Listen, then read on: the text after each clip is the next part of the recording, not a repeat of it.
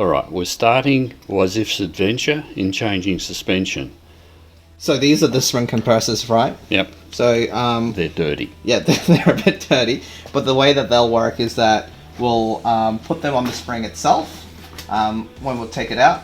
So the spring sits, bottom spring sits here, top spring sits here, and then you get, I'm gonna guess this? No, No? Okay. you'll do it manually. I'm gonna do it manually, and what we're gonna do, we're gonna screw this down, and that's gonna bring the spring down, and then we can take the top hat off, take the spring off, and then take the shock out, put the new shock in, put the new spring in, then we release this back out, and put the whole new assembly back in. So that's what we're gonna do today on the 350. I don't know what we're going to use this for. So you brought this out for something. Is it to undo the wheels? Of course. Ah, there we go. Okay, so I thought And to take the top hat off. yeah, I thought he was going to make me do it manually as well, but no, John's been kind enough for me to use one of his air guns. I don't think I've used it in a tool before, so this is going to be something interesting. Yeah. Alright, let's go. It runs, which is great. The only issue at the moment is that somehow the ride is too hard and also too floppy at the same time. So what that means, generally speaking, is that you've got either blown springs or blown shocks. So we've been under it before, and the front two shocks are leaking, and the two rear shocks are actually bad. So when we pull them out, I'll show you the cartridge. They're filled with oil, and that actually takes in some of the shock from the road itself and does the rebounding and to keep a nice ride in the car. So here we are with the shock absorbers. I'm gonna open this bad boy up. So here we are. So we've got some Gabriel Ultras G-Force. I have no idea what any of that means. But checking them online, they look really well reviewed. They are OEM spec, so the ride quality should be the same from factory. So it shouldn't be too harsh, it shouldn't be too soft either. So yeah, we're going to put these bad boys in today. John doesn't usually let me hold knives or anything sharp, but I have a history of it. So these are the rear ones. Now I think I'm holding them upside down. You are. Okay, there we go. Yeah. So this is the cartridge, and in this cartridge it's filled with, generally speaking, it's oil. Is that right? It's correct, it's oil. Yeah. Other shocks might have different sort of lubricants in them, but this is what sits against the body of the car. Don't. No, don't. No. Do it. See this here? Yeah. That's holding it in place. We don't want to release that until we're about to put it into the car. It's for shipping purposes, Yep. but it's best to leave it like that as long as we can. There you go. And he's probably saved my chin this time around too. Well, so, it does flick up, Yeah. but it's damped when it does it. Yeah. So the way that this works is that this sits against the body itself. It moves up and down with the motion of the car, and that's how it absorbs the shock. Is that right? This is fixed against the car. Yeah. This is fixed to the wheel, and this part moves. That stays stationary. There you go. Yeah. So that's the rear one. We'll pull out one of the front ones too. You've got the same setup here against the body. You've got your cartridge that moves, and this is where the brake assembly sits into. Yep. So the suspension is actually hidden here. And I'm not too sure if there's enough light or not. You can see that this strut brace here is actually obscuring it. So to get to this portion of it, which is the top of this,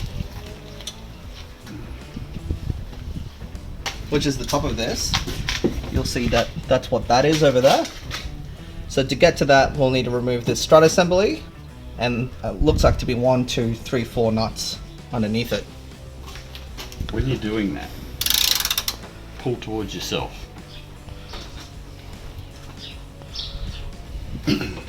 Oh, look at that.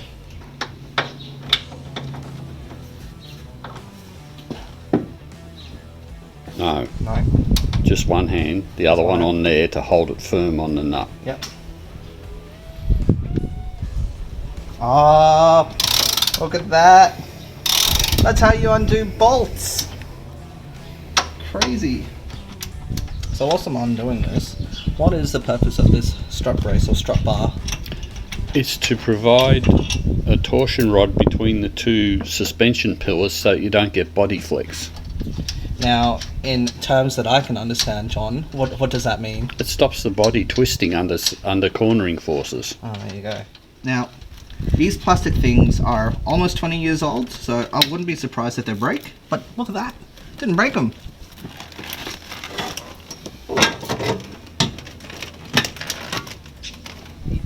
You can probably get a better view that this is the top hat there. So it's just basically a rubber, usually rubber of some sort. It has rubber in it, yeah. And it just helps with sound and rigidity, and it stops metal on. Metal to metal contact. Yeah, that's right. Cool. Awesome. Well, I guess we will start getting a tire off and jacking the car up.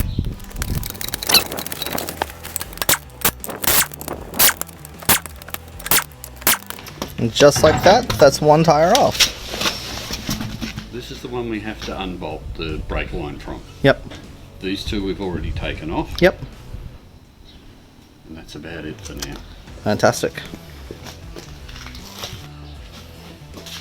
Some things need a good bashing, don't they? Occasionally. So what we're trying to achieve at the moment is actually to move this from the controller arm. The other idea I just had, if you have another like jack thing, if we push up on this body, would that work? No, not yet.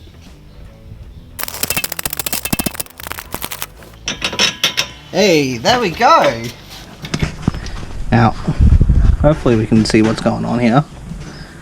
What we've done is taken off this nut here. This is the upper control arm. And what we're hoping to do is by removing the upper control arm, we can then actually get enough room to take this out. Because currently it is fouling on the lower control arm, so we can't move it out. Alright, can you see that? Let's take a look. So, this separates the upper control arm from The ball joint. the ball joint.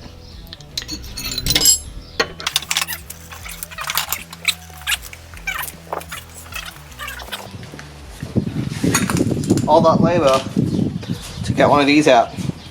Yeah. Alright, what I want you to do now Yeah. is use this to Tighten out. tighten it up. Yeah.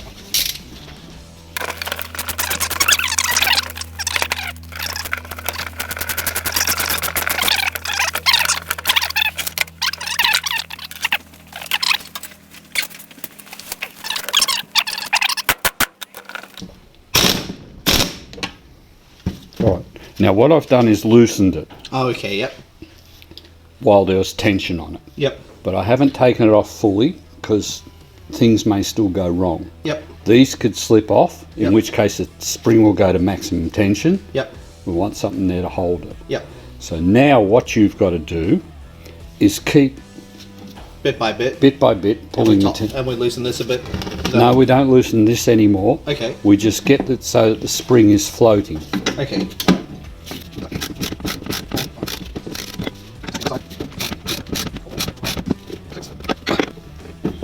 I've chosen 6 as just an arbitrary number, but is that basically it? Just choose an arbitrary number? Just, yeah, I don't actually count. I just do it until I'm... Well, that's because you're good at this. No, that's because I've done it a lot more than you. Now, how do we know? Oh, when you mean floating, you mean that it's actually just... Yeah. Ah, yes. Until it's floating, you have pressure on the base. So when you've done this yourself, well, you would have done it by yourself. Yes, several times. So how did you do it by yourself? Because it seems like quite a challenge to do it. It is. You just get used to working like that. Well, aren't you glad you have me now?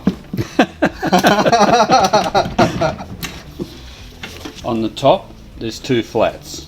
Yep. You put a spanner on the flats, like that, Ah, yep, I can see the flat. which holds the shaft, Yep. and then you undo the nut. Oh, there you go. Alright, so that's that off.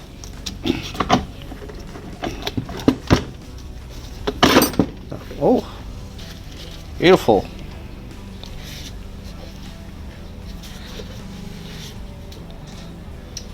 looks to be in reasonable condition. Doesn't look flogged out. That's good. Let's have a look in there. That looks okay, Yep. and that looks alright. So what would a bad one look like? It'd have crazing marks in it. There would be jagged pieces on it. This would be oval, Yep. and this rubber would be perished. Yep. Awesome. So we'll put that back on. Back. They're both the front one. No, they're not. No, that one's the rear. Yeah. Now you're confusing me. Now, we need to check if the front ones are handed. And what do you mean by handed? Well, if you look at that, that's how it sits in the car. Yeah. Brake line goes between there, brake line attaches to there. Yeah. They're different. Is it because we've got the other side? We've got the other side. Yeah. Okay. So I need to get the other new one out. The other new one. All right. I have been involved where didn't notice that, put them on, and then in the car couldn't fit it. So, John, can you tell us about how can you tell if a shock absorber is worn? With the shock absorber, the only way you can tell is by looking for fluid leaks. Yeah. In this one, you can see some evidence of fluid leak there, but not a great deal, not much at all. The other thing to look for is scoring on here. Yeah. And by on here you mean this metal part? This metal part here. Yeah. And it's not real clear, but you can see signs of bluing on it, which is heat. Yep. So once upon a time, this was actually as shiny as this one here. Yes, it was. You can see that it's blue, and that's why it's called bluing. Which is, when metal gets heated, it Yeah. tends to go a blue colour. Yeah. And the other sign is there's a lot of oil all over it because the seals have gone. Yeah. Now, is there a wrong way to put in a spring? Yes. You notice it's wider here, and the coils aren't as tight there. Yeah. So, but this one's not bad. Some are much more pronounced in the difference. Yep. I've had one where it's been that wide at the bottom and that wide at the top. Yeah. So you can only fit it one way, hopefully.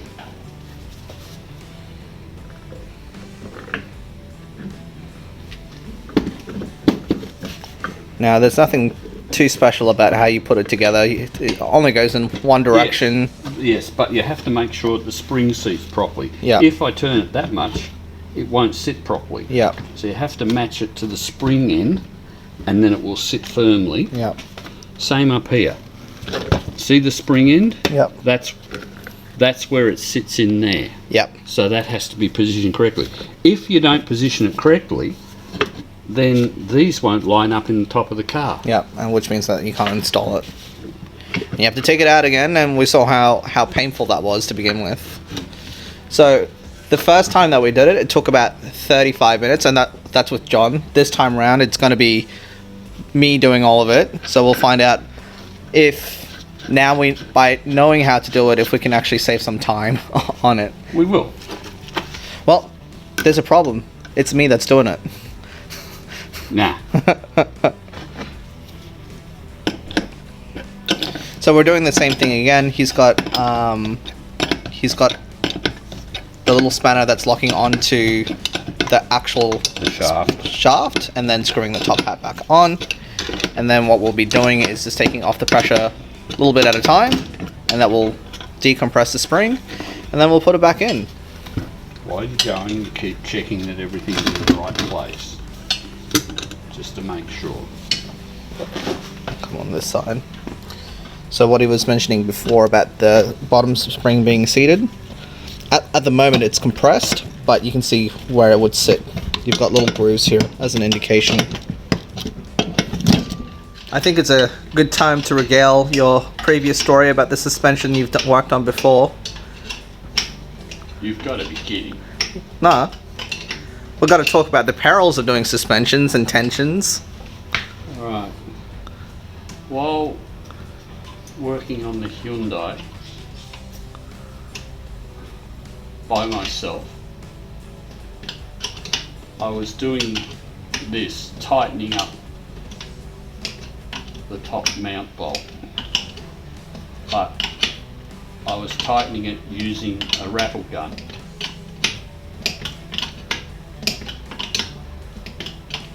And while doing, and I will do the final tighten on this with the rattle gun as well. It's the only time I use a rattle gun for tightening is on suspension. And I had it like this with the rattle gun there. Oh. And forgot to check that the rattle gun was on tighten. It was on untighten. I hit it and it all went like that. Now you can imagine. If I had been doing it like that. Yeah, be a big problem. So it is really important that using the correct tools and making sure things are going in the right way. And even if the tools are checked, to make sure that you're facing it away from your body. That way, if something gets hurt, it's not you. Hopefully it's just... got hurt. Oh. I got quite a bit of bruising out of it on my body. Ugh. And my arm, and hurt my elbow. Well, there you go. When it let go, The pressure? just whack. Wow, right. Almost like a gunshot then. More than a gunshot. More like a double barrel shotgun with both barrels going off at once. Oof.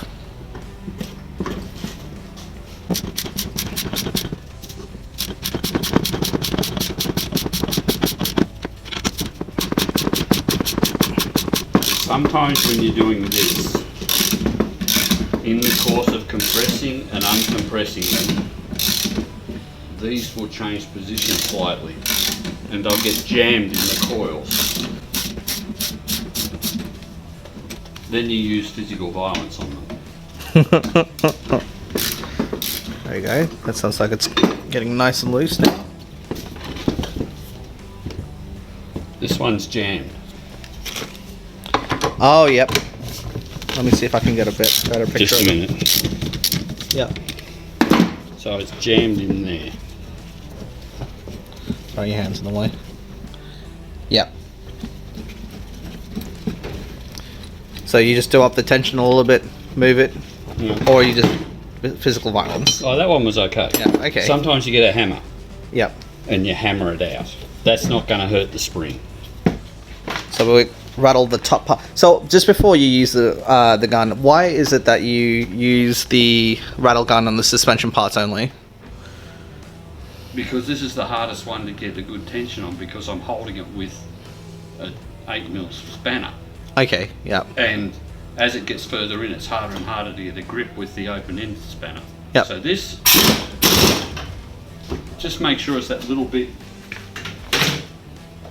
tightened further, Yep. because with suspension you don't want it letting go. Yeah. Excellent. All right. This is always the hardest bit when you're by yourself, because you're reaching under here to grab the spring and pull it up, and you're trying to line the bolts up on these 3 holes. Anyway, today you're going to get underneath. Yep. All right. So what do you need me to do? Get it into place. I've got one in. Yeah. Now we need to just twist it round so the others go on. There we go. Like that? Push it up. Yep. Oh, hang on. This is not on the lower part of the arm. Does that matter at the moment? No, we'll do that next. All right. So I'm pushing. Do you want it forward? No, it's perfect where it is actually. Oh, brilliant. Easy.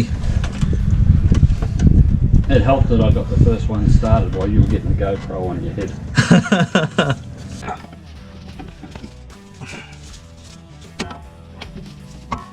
Ah, ow.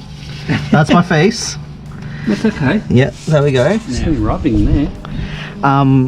You know the Oversized wheel. oversized wheel. Yep.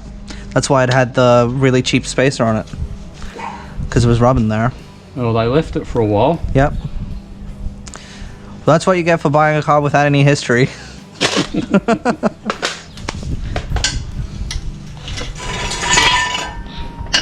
Now we put the wheel on. When you're talking about tension, this is where it's important to do it in the right order. Now, 5 stud wheels are done up in what is called the Star of David pattern. Yep. So 1, 2, 3, No. 4, 5. 1, 2, 3, 4, 5. Oh, there you go. Simple way to remember it, whether it's clockwise or anti-clockwise, go 2 holes. Yep.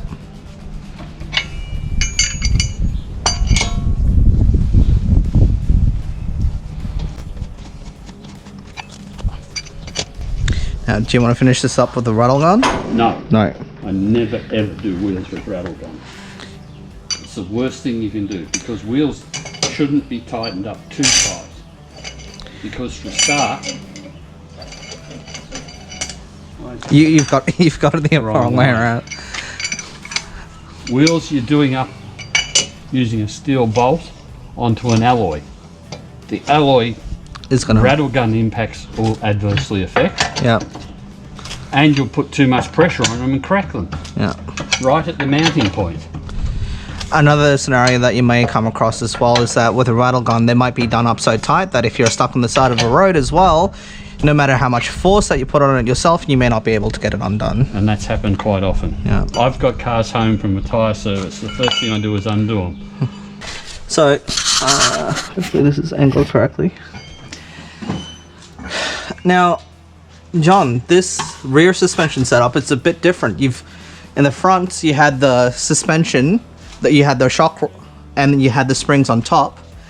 But this one, you've just got the shock, and then you've got a spring that's separate to it. Yeah, because So- you've got more room down the back end.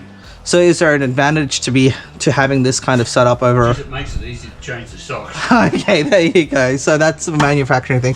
So if I'm not mistaken, you can get what's called true coilovers or true rear struts, where you have the coil and the strut together.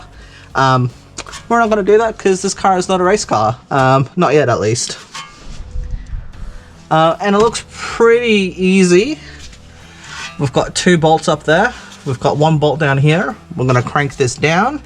And fingers crossed this just slips out. We'll put the other one in. And I reckon this is going to be, what, 10, 15 minutes. 10-15 minutes.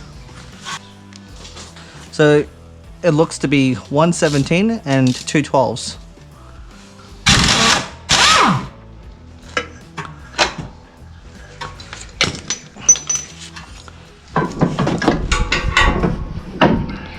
And just like that. Yep. You have to undo that. And then we should have new rubbers for there, but we haven't. And then all this, undo that, we'll pull out, put the other one in. That's it. Beauty.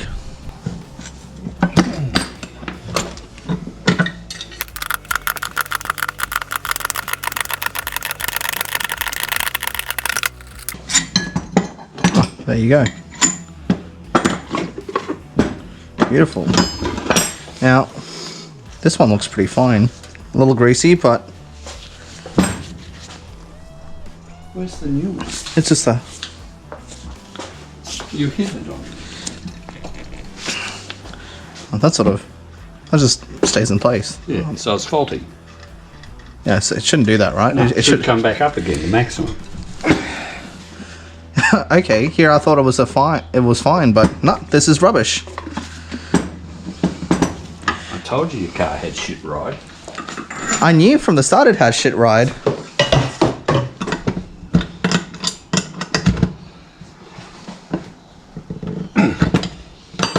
It's ready to go back in. Beautiful.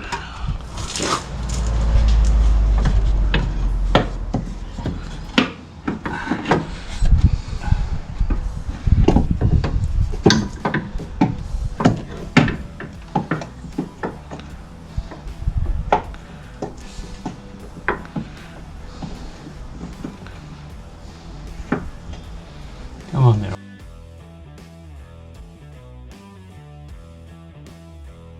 Fantastic. Well, that was about 4.5 hours of work, including lunch, which was probably about half an hour to an hour.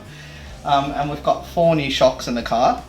John did the first one half of the car. I watched and learnt and did the other half. And the first front shock one took about an hour and a bit, but then the second one only took half hour, and then the back ones only took about 20 minutes each, and they were much easier. So I reckon if you done it at least once, if you did it for the second time, we could probably knock it off in 2 and a bit hours next time around. So overall, it's a really dirty job. Like, you saw me in the previous video changing the alternator where I got underneath the car, and this time I was only on the side of the car, and yeah, I picked up a lot more dirt. I think it was really a starter motor.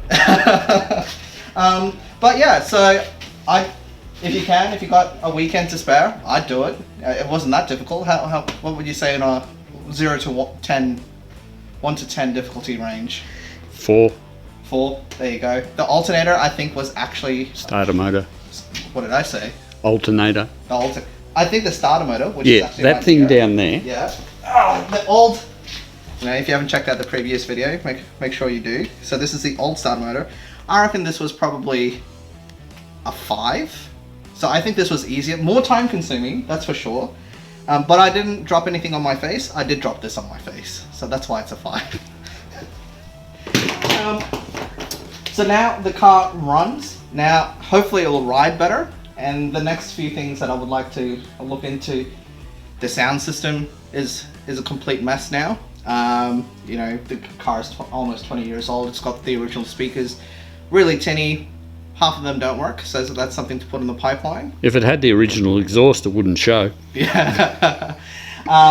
In addition to that, this car is a nightmare to back out of parking spots in, so a reversing camera would be fantastic too. So another thing that we'll put in, make it a bit more livable. And I've got some other little bits that I've had for the car already that I just haven't installed yet. So I'm just going to bring them in and rope John into helping me with that. And then, yeah, we've got performance bits coming in as well. And we will get it dyno tuned since we've got nice new headers. We might as well go the full way with it. So we'll make sure that we extract the best out of the exhaust and all the other performance upgrades that we're looking at. Something like a plenum spacer, a cold air intake, throttle body spacer, whatever I can really think of, we're gonna chuck it in and then we'll get it tuned later down the track. So tune in for the next video. Plenty more to come. Hope you enjoyed it. Thanks. The other way. On the way? Yeah. You only did this as a short joke. Yeah, like that. No. No. No? So that the... Like that? No. Like that. this? Like this? Like that. Yeah. Do it right. Do it right. I don't even know what wrong is yet. Oh, right in my shed is my one. All right, there we go. Beauty.